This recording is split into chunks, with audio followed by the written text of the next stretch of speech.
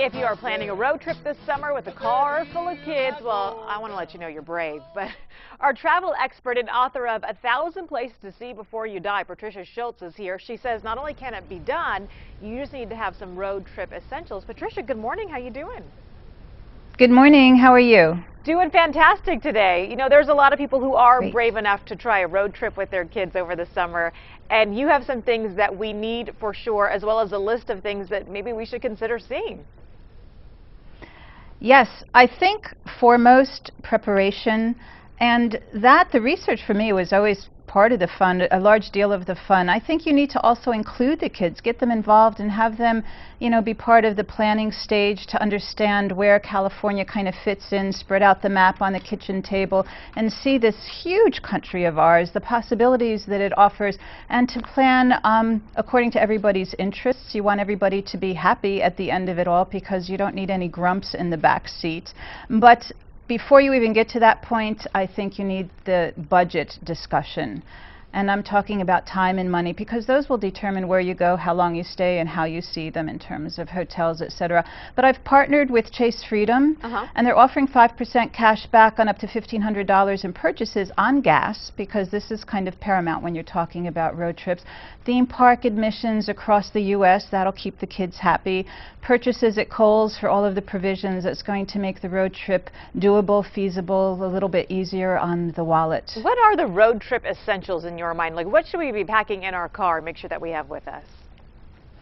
Lots of snacks. I think, you know, the whole idea that packing can be overwhelming and daunting, and that at the end you just, you know, toss it out the window and stay home for the summer. Whatever you forget, you can buy along the way. Nothing is so unreplaceable that it can't be found at your local store or Kohl's.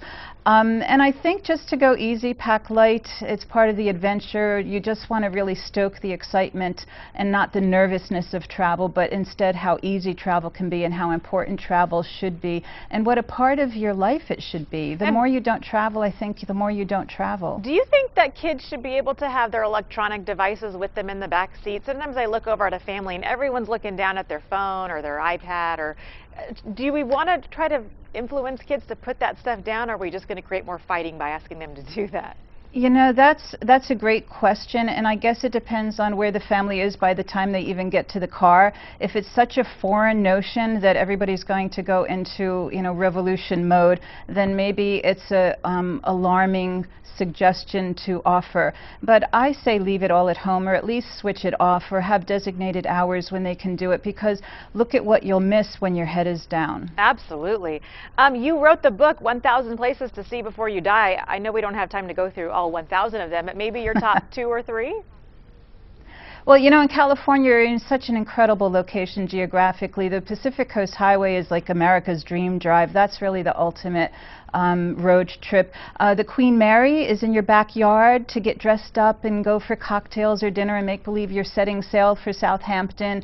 You're so close to some of the great California missions up the coastline, over 20 of them. It becomes very educational. Kids don't realize that they're learning because they're having such a good time just being there. Travel is educational. I call it a classroom without walls. I think that you should encourage your kids to go anywhere. It almost doesn't matter. It's just that you show them how easy it is, how enjoyable it is. They'll be counting the days until the next one, hopefully. Absolutely. Patricia Schultz, author of 1,000 Places to See Before You Die, and our travel expert for us this morning. Have a great day, and if you get in the car with a bunch of people, including little kids, good luck as well. Enjoy the rest of your summer. All right, sounds good. Have a good one.